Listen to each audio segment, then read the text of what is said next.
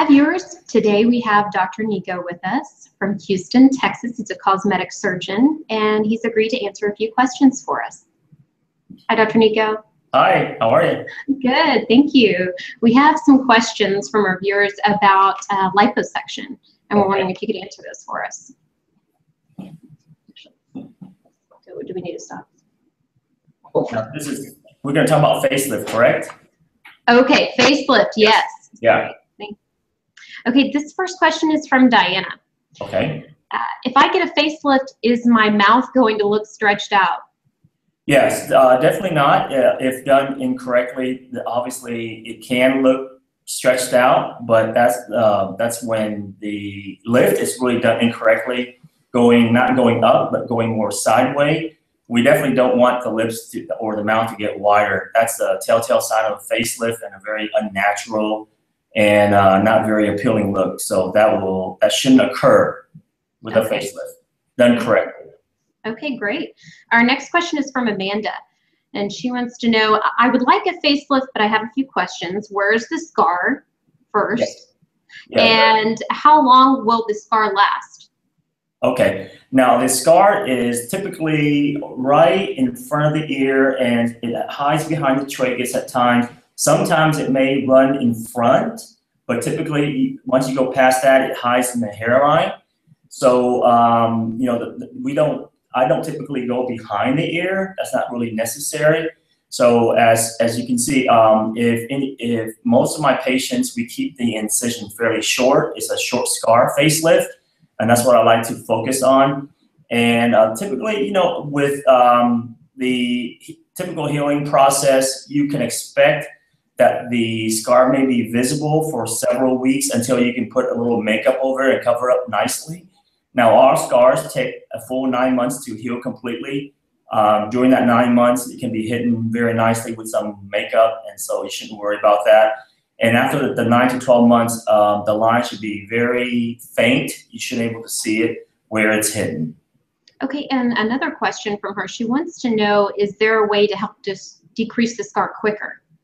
Yes, there are many ways to decrease. We have a new technology to help with the scars, to help it fade. There are various light treatments that we can offer patients to fade away the redness. And then we also have some wonderful compounding creams nowadays to really help with that, some wonderful scar creams. And we're also developing in my clinic a scar cream that has stem cells, proteins to really help with the scar to heal. So definitely we have many things, you know, the fact that I practice dermatology too, I deal with a lot of scars. And so we have a lot of wonderful things to really help scars heal a lot faster. Well, that's great. Okay. Our next question comes from Deanna. She wants to know, do I need to get a consultation to find out what it'll cost based on what I need? Yes, most of the time, if you want an exact cost, a consultation is really necessary because everyone's a little different. Some people just have a little jowl, some people have a neck, some people need a mid-facelift, and then we like to do the three-dimensional facelift where volume is needed in the cheeks. So when patients need that, I always recommend it. So it also depends on patients' goals. You know, some of them may not want the whole bell and whistle with the volume and you know, with maybe a neck lift, maybe they're just bothered by the jowls. So every patient is individualized depending on what they're trying to achieve. We don't use the same procedure on every patient. Every patient will get the procedure that is specifically tailored for that particular need. Well, that certainly makes sense. Okay. Our next question is from Robin. She wants to know, what is the recovery period after surgery? Yes, that's a great question and one that a lot of patients are concerned with. Now, obviously, people nowadays, they can't miss a lot of time off from work, and they want to get back to work as soon as possible. So what we typically try to do is, you know, tell patients, well, you have to be reasonable.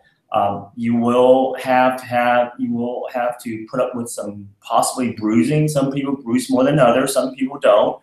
But to be safe, I tell patients to really give it a couple of weeks before returning back to work. Some people do go back to work a week after. They're a little swollen, but the bruising can be covered up with some nice mineral powder, mineral makeup. But I tell patients to be realistic. You're not going to look exactly the way we want you to look until 2-3 months out. But in terms of time off from work, you're looking at 1 to 2 weeks. Okay, great. Okay, we have a question from Pamela asking, what areas of my face can you improve? What areas of her face will improve with a facelift? Mm-hmm. Okay. Now, typically when we do the facelift, or what I like to refer to, what I do a lot is the short scar facelift. We're looking mainly at the jowls area, and that's the main area of concern for a lot of people.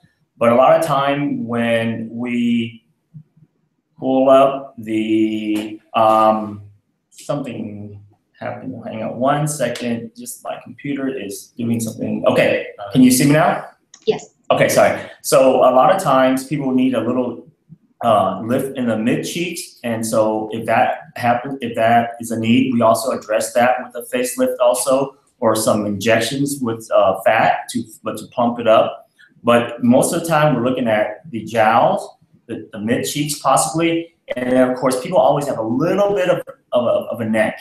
And so what I try to explain to patients is that when you pull up the muscles of the face, the muscle of the face is actually connected to the muscles of the neck. And so when you pull that up, the muscles of the neck also pull up. Oftentimes, if the neck is really prominent, then I will have to go underneath and do a separate procedure to address the neck. Okay. We have a question from Cynthia. She's asking, if I get a facelift, how long will it last? And also, do I need to come back to you in a few years? Yeah. Another good question.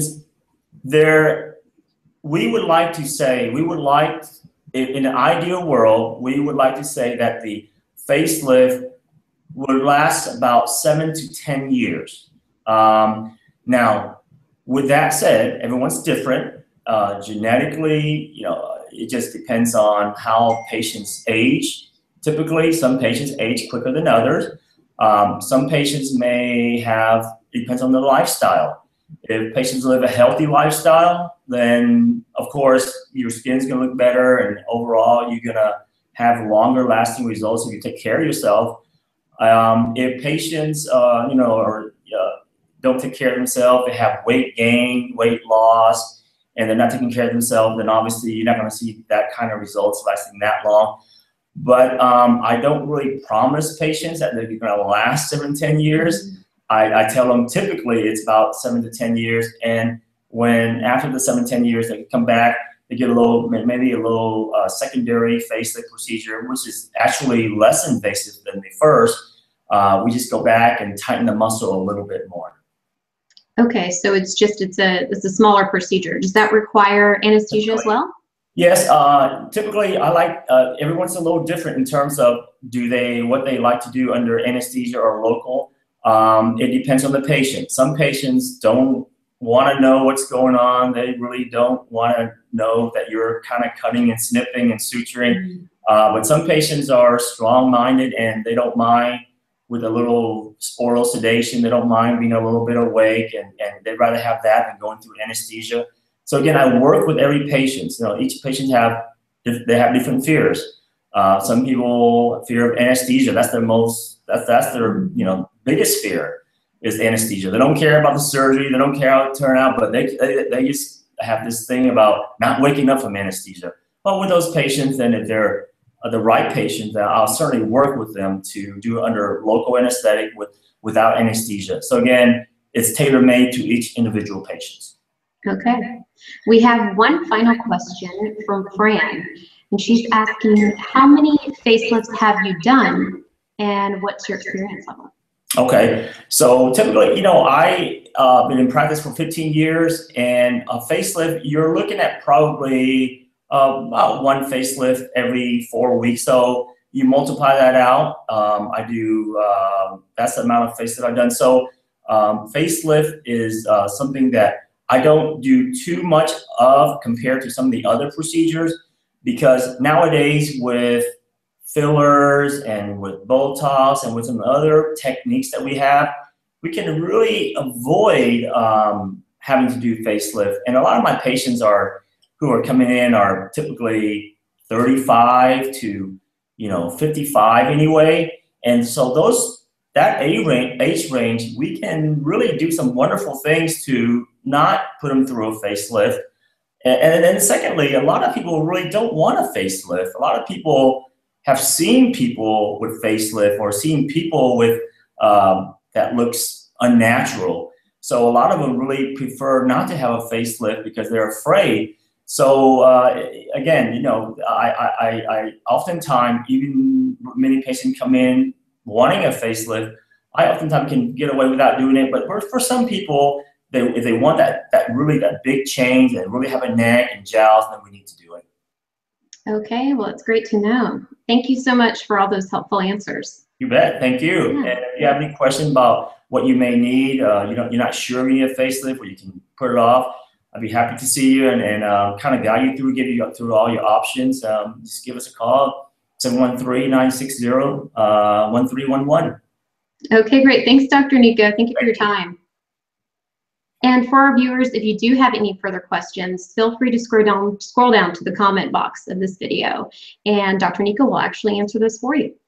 Thank you. He's got a couple